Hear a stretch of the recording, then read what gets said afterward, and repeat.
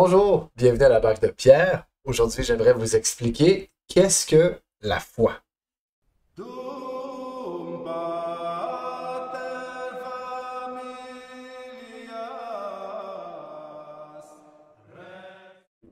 Donc, j'ai décidé de faire cette vidéo parce que je vois beaucoup de vidéos sur les réseaux sociaux de pasteurs protestants qui disent si tu as la foi, Dieu va bénir toutes tes entreprises et tu vas devenir riche. Tu as 100 euros dans ton compte de banque, c'est parce que ta foi est de 100 euros.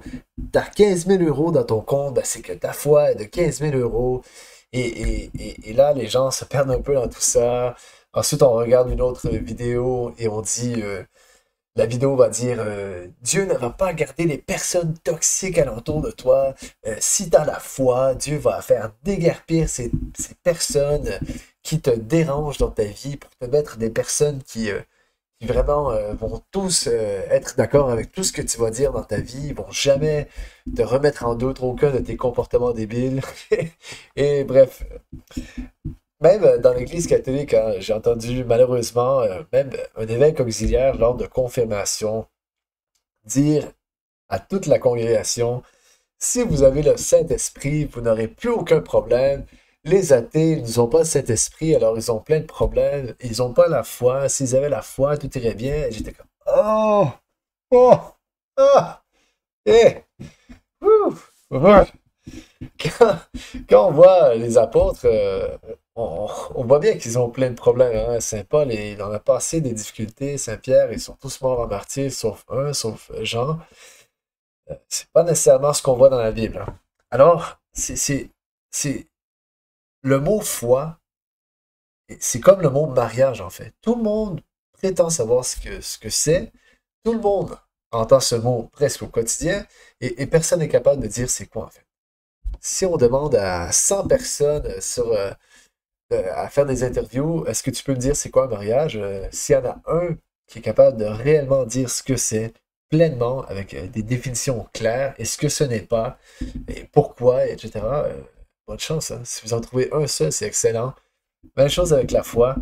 Alors c'est pour cela que j'ai décidé de faire cette vidéo. Pas que je suis gardien de la vérité, mais l'Église l'est. Alors je vais vous partager ce que l'Église enseigne et je vais essayer de vous éclairer dans tout ça. On va tout de suite commencer par Jude, verset 3. Il y a un seul chapitre dans Jude. Donc le verset 3, ce fameux passage qu'on cite toujours. Bien-aimés, comme je mettais tout mon zèle à vous écrire au sujet de notre salut commun, je me suis vu dans la nécessité de vous adresser cette lettre pour vous exhorter à combattre pour la foi qui a été transmise aux saints une fois pour toutes. Là, on dit la foi, c'est quelque chose qui a été transmis aux saints une fois pour toutes. Donc, il y a un dépôt de la foi et cette foi, elle est transmise. Donc, c'est quelque chose que certaines personnes détiennent et la transmettent. Donc, transmettre de tradition à peu près, c'est tradire en latin, donc de passer de main en main, donc d'enseignant à enseignant. C'est pas quelque chose qui est par écrit nécessairement, pas dans ce passage-là en tout cas. Et même pour vous montrer ce que je veux dire, on va lire comment l'évangile de Luc commence. Luc chapitre 1, verset 2. Lorsque Luc va nous expliquer pourquoi il a écrit son évangile, il va dire ceci. Conformément à ce que nous ont transmis ceux qui ont été dès le commencement témoins oculaires et ministres de la parole. Donc il y a des gens qui sont des ministères. Ministères, c'est qu'il y a un accomplissement dans tout ça, il y a une tâche à effectuer par des gens bien désignés et ça a été transmis en fait. Cette fois-là a été transmise. Donc, ce n'est pas la Bible qui tombe du ciel, un grand cratère se fait dans l'espace-temps, les dinosaures meurent tous, et là, il y a une Bible, et là, on essaie tout de suite de comprendre ce qui se passe. Non, c'est pas comme ça que la Bible dit les choses. On va maintenant aller au catéchisme de l'Église pour voir quelques définitions de foi, pour voir les bases et tout ça. Donc, le catéchisme, au paragraphe numéro 50, nous dit par la raison naturelle, l'homme peut connaître Dieu avec certitude à partir de ses œuvres. Mais il existe un autre ordre de connaissance que l'homme ne peut nullement atteindre par ses propres forces, celui de la révélation divine. Par une décision tout à fait libre, Dieu se révèle et se donne à l'homme. Il le fait en révélant son dessein bienveillant qu'il a formé de toute éternité dans le Christ en faveur de tous les hommes. Il révèle pleinement son dessein en envoyant son Fils bien-aimé, notre Seigneur Jésus-Christ, et l'Esprit Saint. Donc là, ce qu'on dit en fait, c'est qu'il y a deux façons d'atteindre la connaissance de Dieu. La première, c'est par la raison, c'est-à-dire on contemple la nature, on fait un peu de philosophie, on analyse les pour, les contre, etc. Et on peut atteindre la connaissance de Dieu, c'est-à-dire hors de tout doute, il y a un agent d'intellect extérieur au temps et à l'espace qui a programmé tout ça, qui a ordonné tout ça, etc. La deuxième, la voie la plus profonde, qui explique le plus les mystères, qui nous amène à une plus grande connaissance de Dieu, une connaissance plus parfaite, c'est celle de la révélation. C'est-à-dire que Dieu se révèle aux hommes, et là, il va expliquer les mystères de la foi. Et c'est ce qui se passe, en fait, dans les Saintes Écritures, dans les Évangiles, c'est que notre Seigneur explique tout ce qui se passe. En fait, il explique quelles sont les vérités de foi, quelles sont les doctrines salutaires qu'il répand sur tous les hommes, qu'il passe, etc. Donc, c'est ça. Il y a deux façons d'atteindre la connaissance de Dieu. On va maintenant aller au paragraphe 155. Dans la foi, l'intelligence et la volonté humaine coopèrent avec la grâce divine. Croire est un acte de l'intelligence adhérent à la vérité divine sous le commandement de la volonté mue par Dieu au moyen de la grâce. Là, on cite la somme théologique de saint Thomas d'Aquin, Seconda Seconde. Ouais, c'est ça. Ainsi que le Concile de Vatican I, qui était cité aussi dans le paragraphe 50. En fait, ce qu'on dit ici, c'est que la foi, c'est l'assentiment de l'intellect à la révélation. C'est-à-dire que cette assertion me semble vraie et j'y adhère. Donc, ça va être vraiment un acte d'intellect et religieux, évidemment. Mais dans ce paragraphe-ci, on touche l'aspect de l'intellect. OK? Maintenant, on va lire les quatre paragraphes qui suivent ici, parce qu'ils sont très, très, très importants. OK? Donc, 156. Le motif de croire n'est pas le fait que la vérité révélée apparaisse comme vraie et intelligible à la lumière de notre raison naturelle. Nous croyons, à cause de l'autorité de Dieu même qui révèle et qui ne peut ni se tromper, ni nous tromper. Néanmoins, pour que l'hommage de notre foi fût conforme à la raison, Dieu a voulu que les secours intérieurs du Saint-Esprit soient accompagnés des preuves extérieures de sa révélation. Okay? Donc Dieu va se révéler, mais il va aussi donner des motifs de croire. Okay? C'est ainsi que les miracles du Christ et des saints, les prophéties, la propagation et la sainteté de l'Église, sa fécondité et sa stabilité sont des signes certains de la révélation adaptée à l'intelligence de tous, des motifs de crédibilité qui montrent que l'assentiment de la foi n'est nullement un mouvement aveugle de l'esprit. Là, je vous explique un peu ce passage-là. En fait, c'est hyper important. C'est-à-dire qu'il y a une révélation, une seule. Okay? Il n'y en a pas 15, c'est une révélation complète. Et pour nous aider, en fait, à donner notre assentiment d'intellect et religieux à cette assertion, qui est la foi, cette révélation, Dieu va passer par plusieurs chemins, en fait. Il va nous montrer plusieurs chemins à prendre pour donner notre assentiment d'intellect. C'est-à-dire, ça peut être la vie des saints. Vous voyez, la vie du frère André, hors de tout doute, il y avait quelque chose de miraculeux. Qu'est-ce que le saint frère André disait? Ma foi repose en Jésus-Christ, l'Église catholique, la messe, etc. Donc, forcément, il y a quelque chose à étudier ici. Ça peut être l'art. L'art est tellement colossal. L'art de l'Église catholique est inégalé. Et ça m'attire à Dieu. Et je vois clairement un motif de croire à travers tout ça, de donner mon assentiment d'intellect à tout ça, etc. Ça peut être les prophéties, la révélation, tout ce qui a été cité tout à l'heure. Mais ce que ça me dit, en fait, c'est que la dernière phrase est hyper importante et je pense qu'on va y retourner, en fait. qui montre que l'assentiment de la foi n'est nullement un mouvement aveugle de l'esprit. OK, donc les gens qui disent la foi, c'est croire sans avoir de preuves. Non, non, non, non. C'est pas un mouvement aveugle. C'est pas la foi, c'est pas d'éteindre son cerveau, de dire voilà, j'en ai plus besoin, maintenant Jésus, Jésus, Jésus. Non, non, non, non. L'intellect, les facultés d'intellect sont hyper importantes pour avoir une foi saine. OK? Les deux vont ensemble, et ce n'est pas d'avoir une foi aveugle, mais bien de suivre la vérité là où elle nous mène. Les évidences nous mènent vers la foi catholique, donc c'est vers la foi catholique qu'on doit donner notre assentiment d'intellect. Chacun a son cheminement, par contre. Chacun a son rythme, chacun a ses réticences, etc. Mais la vérité nous mène là. Donc c'est là qu'on doit aller. On va continuer dans le catéchisme. Paragraphe 157. La foi est certaine. La foi est certaine. Plus certaine que toute connaissance humaine. Parce qu'elle se fonde sur la parole même de Dieu. Hein? C'est ce que Aristote disait aussi, la sagesse est la reine des sciences. Qu'est-ce que la sagesse sinon de chercher Dieu? Hein? Parce qu'elle se fonde sur la parole même de Dieu qui ne peut pas mentir. Certes, les vérités révélées peuvent paraître obscures à la raison et à l'expérience humaine, mais la certitude que donne la lumière divine est plus grande que celle que donne la lumière de la raison naturelle. Et comme là, on va ajouter, bon, ça vient de cet homme d'Aquin. Ici, ce qu'on va dire, c'est Newman, donc l'apologie de Saint John Henry Newman, un ancien évêque protestant devenu catholique, saint.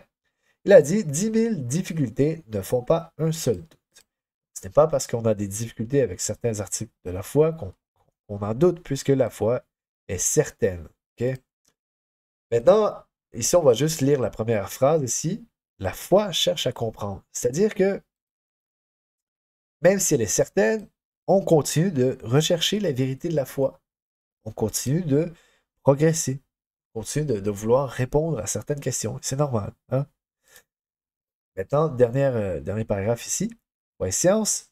Bien que la foi soit au-dessus de la raison, puisqu'elle est plus parfaite, hein, ce qui vient de Dieu est plus parfait que de ce qui vient de l'homme, c'est normal, il ne peut jamais y avoir de vrai désaccord entre elles, puisque le même Dieu qui révèle les mystères et communique la foi a fait descendre dans l'esprit humain la lumière de la raison.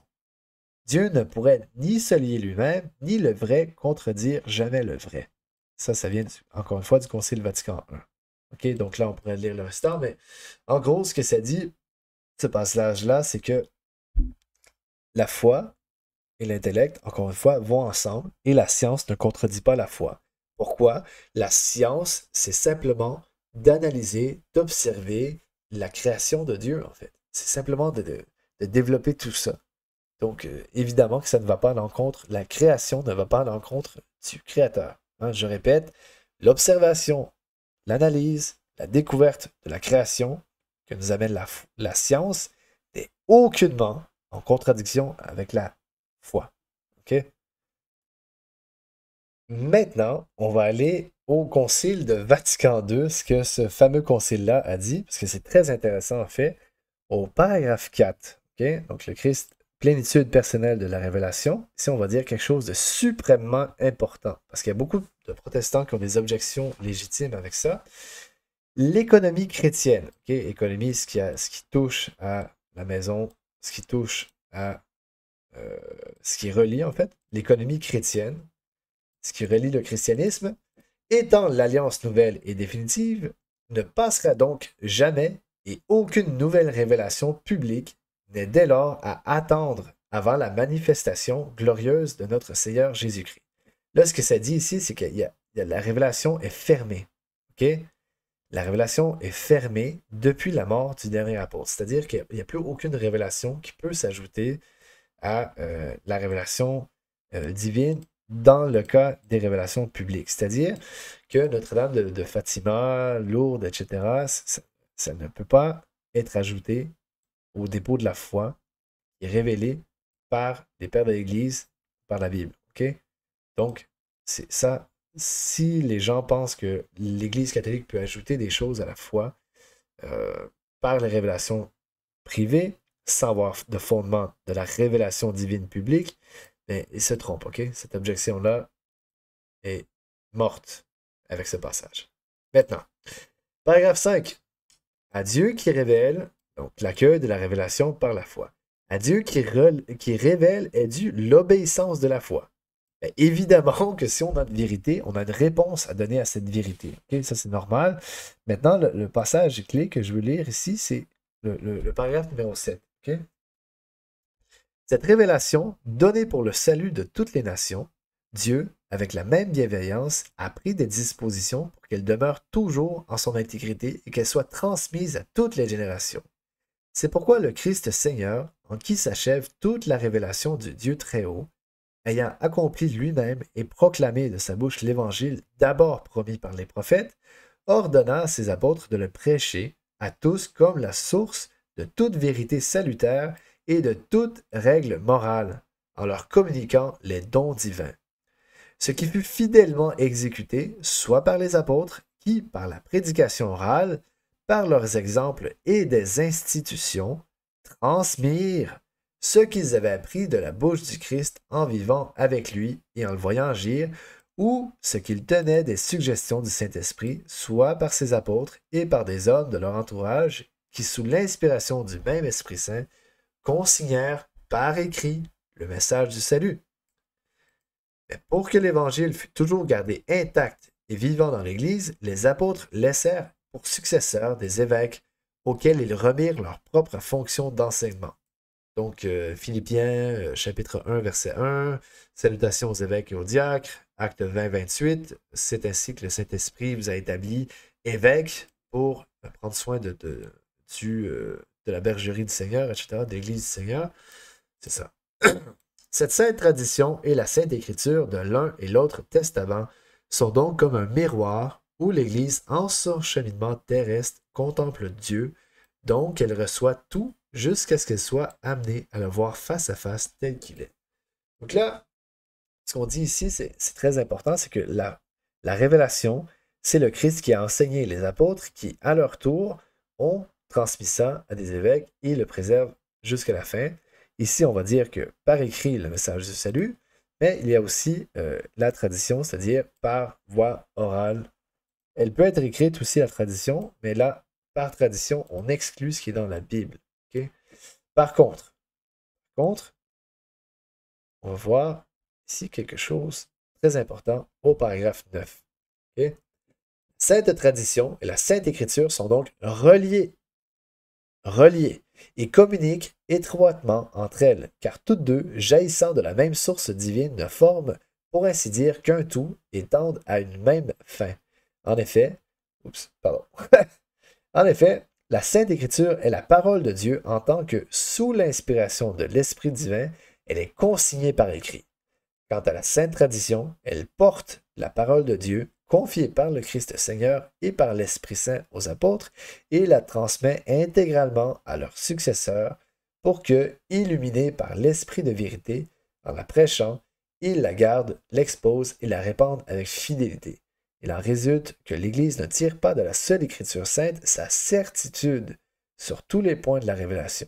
C'est pourquoi l'une et l'autre doivent être reçues et vénérées avec un égal sentiment d'amour et de respect. Okay? La Sainte Tradition et la Sainte Écriture constituent un unique dépôt sacré de la parole de Dieu. C'est exactement ça qu'on lisait dans Jude, le dépôt de la foi confié aux saints une fois pour toutes. Et confié à l'Église, en s'attachant à lui, le peuple saint tout entier, uni à ses pasteurs, reste assidûment fidèle à l'enseignement des apôtres et à la communion fraternelle, à la fraction du pain et aux prières. Okay? La charge d'interpréter de façon authentique la parole de Dieu, écrite ou transmise, a été confiée au seul magistère vivant de l'Église. Donc, l'autorité s'exerce au nom de Jésus-Christ. Okay? Pourtant, ce magistère n'est pas au-dessus de la parole de Dieu. Ça, c'est hyper important parce que certains vont dire que le magistère de l'Église est au-dessus de la Bible, mais c'est pas ça qu'on dit ici, c'est pas ça que les saints ont dit en fait. Mais il est à son service, voilà, il est à son service d'enseignant que ce qui a été transmis, puisque par mandat de Dieu, avec l'assistance de l'Esprit Saint, il écoute cette parole avec amour, la garde saintement et l'expose aussi avec fidélité, et puise en cet unique dépôt de la foi tout ce qu'il propose à croire comme étant révélé par Dieu. Il est donc clair que la Sainte Tradition, la Sainte Écriture et le magistère de l'Église, selon le très sage dessein de Dieu, sont tellement reliés et solidaires entre eux qu'aucune de ces réalités ne subsiste sans les autres, et que tout ensemble, chacune à sa manière, sous l'action du seul Esprit Saint, elles contribuent efficacement au salut des âmes. Donc, je récapitule ce qu'on a lu ici dans Dei Verbum. En gros, c'est que le Christ a enseigné aux apôtres, qui ont ensuite donné une charge apostolique aux évêques de conserver le dépôt de la foi, de l'exposer aux saints, et l'Église garde fidèlement ce dépôt de la foi, et le magistère va ensuite trancher le vrai du faux, parce que ça prend une autorité pour interpréter tout ça, hein. Qu'est-ce que les pères ont dit, qu'est-ce que la Bible dit, etc., qu'est-ce que ça veut dire. Le Christ, c'est l'institution qu'il nous a laissée pour nous guider. Okay? Donc, il y a 3 piliers ici d'autorité qu'on a lu dans des verbes. La Bible, la tradition et le magistère de l'Église. Si un des piliers tombe, tout l'édifice tombe. Okay? On a besoin des 3 pour être ferme. Par contre, ce que Dei Verbum a si brillamment dit, c'est magnifique ce passage, c'est que l'Église, le magistère de l'Église n'est pas au-dessus de la révélation. Il est à son service, c'est-à-dire qu'il est là pour trier le vrai du faux, pour bien nourrir les fidèles, pour qu'ils savent, en fait, qu'ils sachent qu'est-ce que le vrai du faux. Okay? Donc tout ça, ça va faire partie de la révélation de Dieu à son peuple, à son Église, à ses saints en marche, et l'Église va communiquer tout ça à ses fidèles. Mais donc, la foi, en fait, comme on a vu tout au début, c'est un assentiment de révélation. Maintenant, on a vu qu'est-ce que la révélation, les 3 piliers d'autorité pour déterminer quelle est cette révélation, d'où ce qu'elle vient, qu'est-ce qu'elle est, qu'est-ce que le vrai du faux. Donc, l'assentiment d'intellect à cette révélation que l'Église nous communique, par la Bible, par la tradition, le magistère pour tirer le vrai du faux, mais c'est ça en fait. Donc, c'est quelque chose de très concret, très certain qu'on nous a dit, et maintenant, il y a des gens qui disent que dès qu'on croit en Jésus-Christ, on a la foi et on fait partie de l'Église. Okay? Il y a des passages qu'on peut lire sans fin pour nous dire que ce n'est pas le cas. Et on va lire justement ce que Jean nous dit dans 1 de Jean, dans sa première épître, au chapitre 2, verset 19. Ils sont sortis du milieu de nous, mais ils n'étaient pas des nôtres. Car s'ils eussent été des nôtres, ils seraient demeurés avec nous, mais ils en sont sortis, afin qu'il soit manifeste que tous ne sont pas des nôtres. Que tous ne sont pas des nôtres. C'est-à-dire que c'est faux de croire que tout le monde est dans l'Église, alléluia, protestants, 7 conciles, tout le monde, on fait tous partie de la même Église. Oh, OK? Même si c'est vrai qu'il y a des ambiguïtés parfois à savoir si quelqu'un est dans l'Église ou non, c'est pas toujours clair, c'est pas toujours noir sur blanc, parfois, ce l'est. Et ce n'est pas tout le monde qui fait partie de l'Église. Certains peuvent en sortir. Maintenant, comment est-ce qu'on en sort de cette Église-là? La Bible est assez claire que autant la morale que la doctrine nous excommunie de cette Église-là, de cette foi-là, parce que ça fait partie de la foi, de faire partie de l'Église. Ces 2 choses-là, autant un écartement moral, donc un péché mortel, une coupe de Dieu, une coupe de la grâce de l'Église, cette paix-là, que l'erreur doctrinale. Donc, si je crois en un enlèvement pré-tribulation, un enlèvement pré-tribulation de l'Église, et les pères de l'Église ne l'ont pas enseigné, la Bible non plus, même ils la contredisent, la Bible le contredit, les pères le contredisent, ben là je me coupe de l'Église de Dieu. Okay? Je peux croire ce que je veux, oui, mais mon Église évangélique, l'Église, ton Église contredit la Bible et les pères, donc visiblement n'est pas celle de Dieu. Pour détailler un peu cette question, on va aller lire le grand Saint-Augustin, comme on a vu que la tradition est préservée par des évêques et des hommes éminents de Dieu. Par charge apostolique, c'est un mandat apostolique, c'est un mandat des apôtres que les saints-pères ont d'écrire. On va aller lire le grand Saint-Augustin ici, dans son fameux Sur la vraie religion au paragraphe 10. Okay? Donc, sur la vraie religion, ça c'est le site bibliothèquemonastique.ch que je vous recommande, qui est très, très, très complet. Je m'en sers très souvent. va dire ceci au paragraphe 10, OK? Sur la vraie religion, OK? Donc, vous voulez savoir comment on fait pour être dans la vraie religion? Eh bien, lisez ceci. Chapitre 6, elle fait servir à son développement ceux-mêmes qui sont égarés et ceux qui se trouveraient injustement bannis de son sein. Cette Église catholique, établie solidement et par tout l'univers, donc ici on entend le monde, hein, le cosmos, fait servir tous les hommes égarés à son propre développement et à leur amendement s'ils veulent s'éveiller. C'est-à-dire qu'elle est là pour ramener les âmes à la vérité. Ainsi, le paganisme est le théâtre de son action. L'hérésie démontre la vérité de sa doctrine.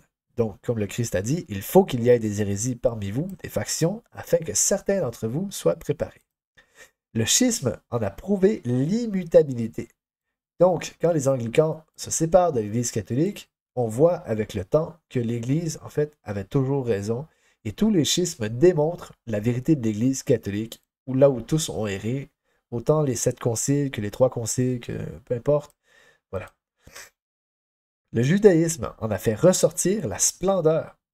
C'est-à-dire que là où tout pointait vers le Christ, là où tout pointait vers l'Eucharistie, vers l'Église, etc., eh bien, tout ça a fait ressortir la grandeur, la splendeur de l'Église catholique. Elle appelle les uns, retranche les autres. Hein? Les protestants, ça, pour moi, c'est leur plus grande lacune, c'est que si un évangélique se fait excommunier d'une église qui n'arrive pratiquement jamais, ben, il va à celle en face, dans une autre église, où là, ils vont le recevoir, et il va tout de même penser qu'il fait partie de la même église. Donc ça, c'est un problème. Okay? C'est pas ce que Saint Augustin dit, c'est pas ce que la Bible dit. Donc, elle appelle les uns, retranche les autres, abandonne ceux-ci, devance ceux-là, mais elle donne à tous le moyen de recevoir la grâce divine, soit pour les initier ou les rappeler au bien, les ramener à l'unité ou les y admettre. Pour ces enfants charnels, c'est-à-dire ceux qui ont une vie ou des sentiments tout charnels, elle les souffre comme on souffre dans l'air la paille qui protège le bon grain, jusqu'à ce qu'ils soient dépouillés de cette grossière enveloppe. Mais comme chacun, sur cette terre du Seigneur, est d'après son choix paille ou bon grain, l'Église tolère le péché jusqu'à ce qu'il soit publiquement dénoncé, ou l'erreur jusqu'à ce que le coupable la soutienne avec obstination. Quand ils sont bannis, les larmes de la pénitence les ramènent. Donc, on peut faire pénitence et être réintégré dans l'Église si on s'en est coupé. Ou bien, s'ils se laissent emporter au souffle trompeur d'une indépendance coupable, ils tombent dans l'infamie et réveillent notre vigilance. S'ils se séparent, leur schisme exerce notre patience. C'est-à-dire qu'on attend qu'ils reviennent dans l'unité de l'Église. Enfin, s'ils forment de nouvelles hérésies, ils nous fournissent l'occasion de mieux comprendre la vérité. Donc, pas d'hérésie donatiste, Saint Augustin perd énormément de splendeur dans le cœur des gens. Pourquoi? Parce qu'à chaque hérésie, on identifie leurs erreurs, on identifie plus de vérités qui se retrouvent dans la Bible, dans la tradition, chez les pères d'église, et on comprend mieux la foi. Donc, les hérésies, c'est à ça que ça sert. Okay? C'est malheureusement très présent et ça fait un grand mal à l'Église, au monde, mais ça a son bien. Okay? Donc, c'est pour un meilleur bien que le Seigneur les permet. Voilà ce que produisent les chrétiens, esclaves de la chair, qui n'ont pu être convertis ni tolérés. Donc, ils produisent en fait des fruits pourris, ceux qui sont esclaves de la chair. Donc, ce qu'on a dit tout à l'heure, c'est que le comportement immoral et la fausse doctrine nous coupent de l'Église, mais là, Saint-Augustin a rajouté un point en fait que j'avais oublié, c'est que le schisme, en fait. Donc, la volonté de se séparer de son plein gré de l'Église pour former une autre juridiction. Okay? C'est ça, le schisme, c'est se séparer de l'Église, former une autre juridiction. Par exemple, justement, les orthodoxes, 7 conciles se sont séparés, ils faisaient partie de l'Église catholique, de la vraie Église orthodoxe, ils s'en sont séparés. Donc, il y a 3 façons, en fait, de se séparer de l'Église. Et voilà. Maintenant, vous savez, tout ce que je disais tout à l'heure avec les évangéliques qui sont excommuniés, ils vont aller dans l'autre église et ils sentent qu'ils font toujours partie de l'église de Dieu, de l'église catholique, alors que c'est faux. Il y a, malheureusement, autant dans l'église catholique que dans les églises protestantes, luthériennes, anglicanes, évangéliques, baptistes, etc., il y a des mouvements que l'on dit œcuméniques. OK? Dans ces mouvements, il y a du bon, il y a du mauvais. OK? L'œcuménisme sain peut être une bonne chose. Par exemple, chaque troisième mercredi du mois, le pape François, je ne sais pas s'il le fait encore, mais chaque troisième mercredi du mois, durant un temps au moins, le pape François invitait les évêques anglicans à une messe catholique où les anglicans ne communiaient pas, les invitait à la messe et ils discutaient ensuite des points de la foi, donc une rencontre œcuménique entre chrétiens de différentes confessions et ça portait ses fruits. Il y a énormément d'évêques anglicans qui se sont convertis au catholicisme, dont de nombreux évêques de Canterbury, donc très éminents dans leur église. Je pense que c'est 4 ou 5 en ligne, c'est quand même assez impressionnant. Donc ça, c'est un écuménisme qui est sain, qui est bon. Maintenant, on va lire... maintenant, il y a un écuménisme qui est malsain. Donc, lorsque l'on dilue la foi catholique, lorsque l'on cache notre foi, lorsque l'on ne l'exprime pas pleinement, délibérément, pas simplement pour une petite rencontre avec un café, mais disons qu'on fait une rencontre dans un sous-sol d'église et on dit, ouais, on va pas parler de Marie, on va pas parler de l'Eucharistie, on va pas parler de la papauté, l'intercession des saints, on va pas parler des conciles œcuméniques, des pères d'église. Ben, on parle de quoi en fait? C'est à nous, pour qu'un œcuménisme soit sain, écoutez-moi bien, pour qu'un œcuménisme soit sain, c'est nous qui devons amener la vraie foi aux autres. OK? Ce n'est pas aux autres à amener leurs hérésies chez nous. C'est à nous à faire briller la lumière de l'Évangile. OK? La vérité du Christ, c'est nous qui l'apportons. Donc, dès qu'on fait taire l'Église catholique et qu'on fait juste laisser parler les autres, ça devient totalement malsain. C'est complètement inutile, voire, en fait, c'est nocif pour les âmes. C'est pas bon. Pour développer ce que je dis, on va aller lire l'encyclique Mortalium Animus de Pie XI. OK, donc tout début Mortalium Animus de Pie XI, tout début de son encyclique que je vous recommande d'aller lire, qu'elle est magnifique, on dit ceci. Donc, désir d'une entente religieuse et tentative. C'est un résultat semblable que d'aucuns s'efforcent d'obtenir dans les choses qui regardent l'ordre de la loi nouvelle apportée par le Christ notre Seigneur. Convaincu qu'il est très rare de rencontrer des hommes dépourvus de tout sens religieux, donc tout le monde est religieux à son entendement, ce qui est vrai, on les voit nourrir l'espoir qu'il serait possible d'amener sans difficulté les peuples, malgré leurs divergences religieuses, à une entente fraternelle sur la profession de certaines doctrines considérées comme un fondement commun de vie spirituelle. Donc, on pense qu'on peut amener tout le monde sous un même toit. Okay? C'est pourquoi ils se mettent à tenir des congrès, des réunions, des conférences fréquentées par un nombre appréciable d'auditeurs et à leurs discussions. Ils invitent tous les hommes indistinctement, les infidèles de tout genre comme les fidèles du Christ, et même ceux qui, par malheur, se sont séparés du Christ ou qui, avec apprêté et obstination, nient la divinité de sa nature et de sa mission. Donc là, ce que ça dit ici, c'est qu'il y a des gens qui font plein de conférences, des réunions, etc. Et finalement, ce qu'ils font, en fait, c'est simplement nier des articles de foi qu'on ne peut pas nier, en fait. Et tout ça sous le couvert d'une espèce d'œcuménisme. Donc, on veut ramener tous les gens sous un même toit, mais finalement, tout ce qu'on fait, c'est les ramener dans l'hérésie, en fait.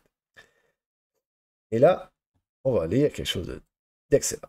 Réprobation du relativisme latent de ces tentatives.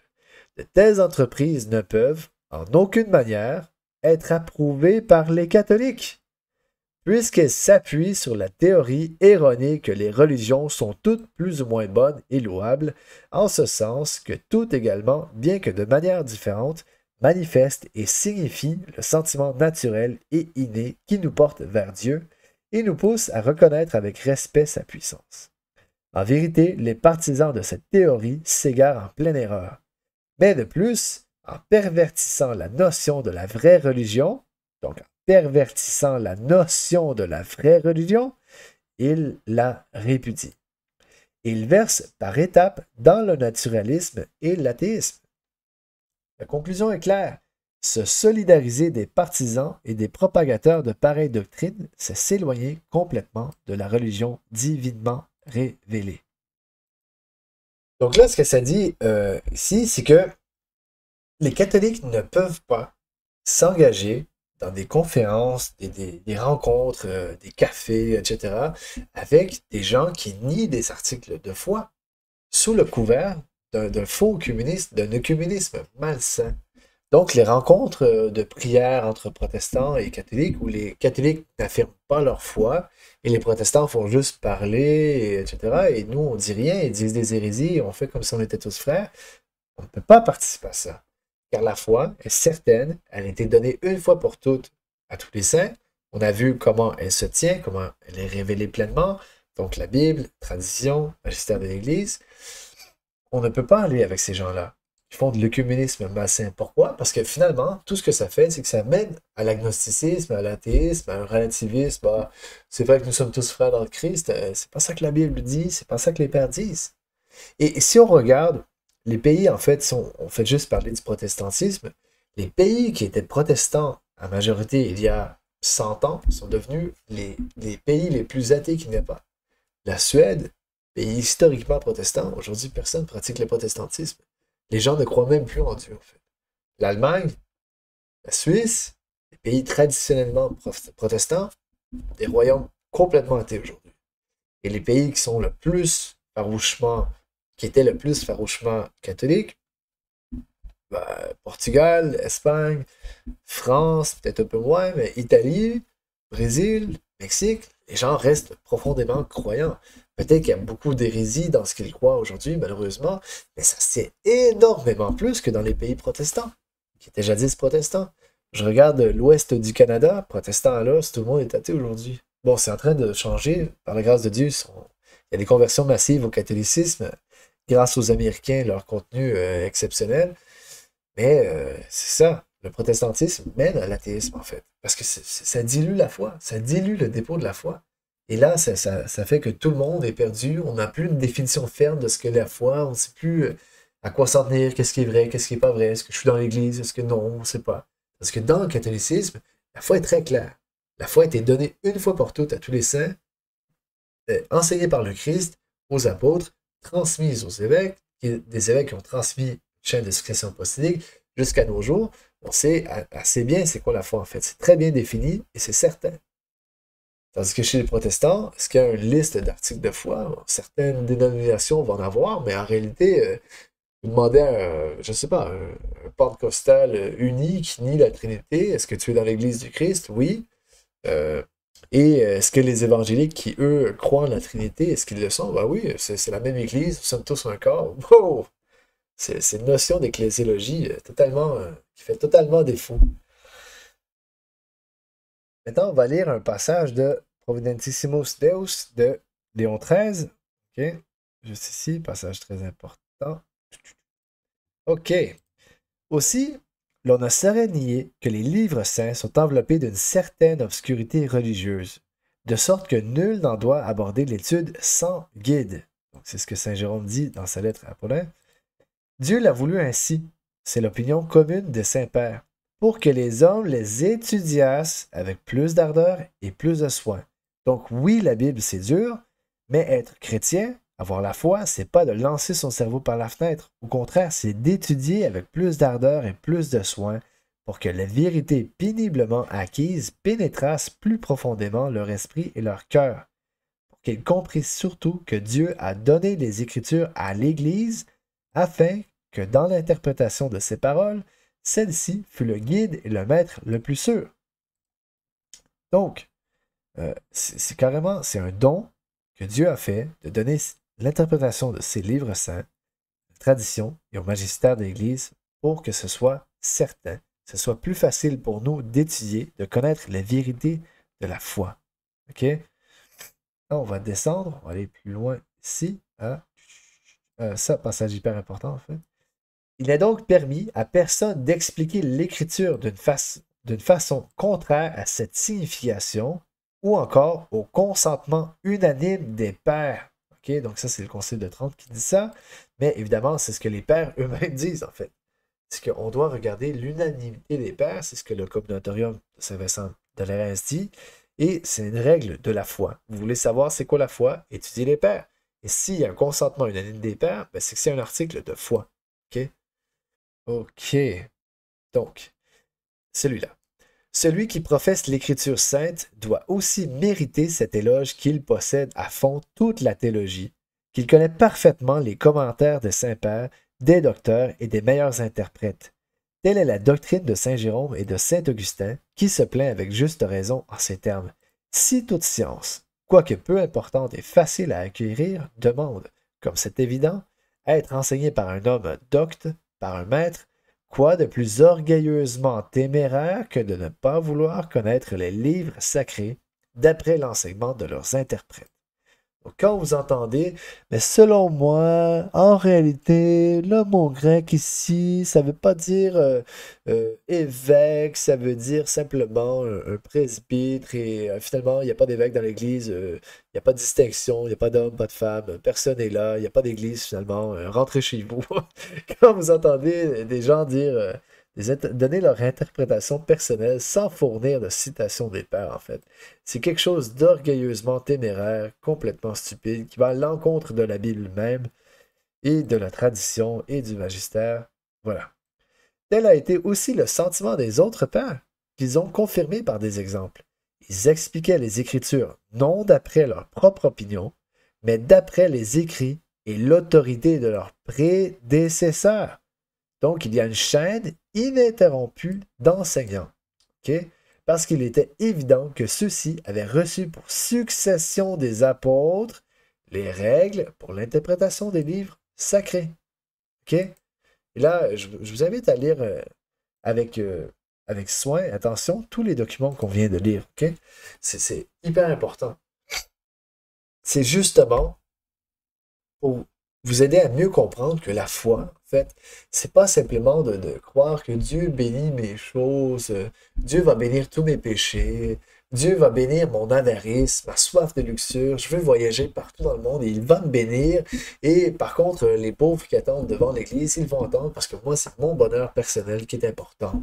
Les enseignements sur le mariage, hein, l'homme est le chef de la famille, la femme doit être le soutien de l'homme et elle doit lui être soumise. Ça passe dans les poubelles, mon gars. Ce qui est important, c'est mon bonheur personnel. Non, non, non, non, ça ne marche pas comme ça, en fait. La foi, l'assentiment intellect et religieux à la révélation. Qu'est-ce que la révélation? C'est tout ce qu'on vient de lire, en fait. C'est le Christ qui se révèle, qui enseigne ses apôtres, qui vont enseigner aux évêques. Les apôtres aussi étaient des évêques. Hein. Si on se souvient dans Acte 1, 20, si je me souviens bien, Acte 1, 20, lorsque Pierre va dire qu'un autre prenne sa charge, en fait, ce qu'on dit, c'est qu'un autre prenne son épiscope, donc son épiscopat. Donc, Judas avait une charge d'évêque. Okay? Donc, c'est vraiment quelque chose qui a une chaîne ininterrompue de succession d'aujourd'hui, des apôtres jusqu'à aujourd'hui. Donc, c'est pas quelque chose qui est flou, encore une fois, c'est quelque chose qui est certain, qui est défini, dont on fait partie, hein, on fait partie de l'Église, on contemple la foi que nous transmet l'Église, on en fait partie, c'est vraiment c'est quelque chose de très clair, ok? Ça pour vous dire, et tout à l'heure j'ai dit le mot grec, j'ai dit que les protestants étaient forts sur dire le mot grec, ça veut pas dire ça, et là c'est ce que j'ai dit. Mais par contre, à ma défense, j'ai l'interprétation de Saint Jean Chrysostome notamment qui va corroborer ce que je disais. Et en fait, tous les pères de l'Église vont dire que les apôtres étaient des évêques aussi, car c'est ce que la Bible dit. Bref, je reviens au sujet. La foi, on peut en faire partie, on peut s'en faire couper. C'est autant l'assentiment d'intellect qui est dû à la révélation, c'est quelque chose qui est très intellectuel, qu'on doit étudier, qu'on doit approfondir. On a lu comment le faire, notamment par l'étude des Saints-Pères. Mais c'est quelque chose qu'on fait partie, et ça, on doit être conscient de ça.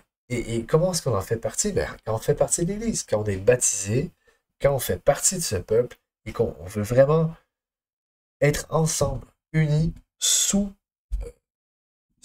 le centre de l'unité de l'Église qui est le pape. OK?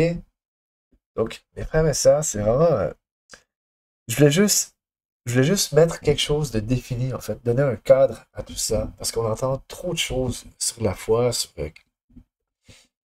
et si les âmes qui se perdent, on entend vraiment trop de choses. Comme j'ai dit tout à l'heure, des exemples de pasteurs qui disent t'as 115 euros dans ton compte, ben, c'est que ta foi est de 115 euros. Ben, c'est quoi la foi en fait? C'est ça. Alors, mes frères et sœurs, j'espère que cette vidéo vous a aidé. Et c'est vraiment pas pour. C'était vraiment pas pour cracher sur n'importe qui. Au contraire, je veux vous encourager dans votre cheminement. Je vais vous donner des outils pour le faire. Et ainsi que vous ayez une plus grande vie de prière, une plus grande connaissance de Dieu, une plus grande relation avec lui.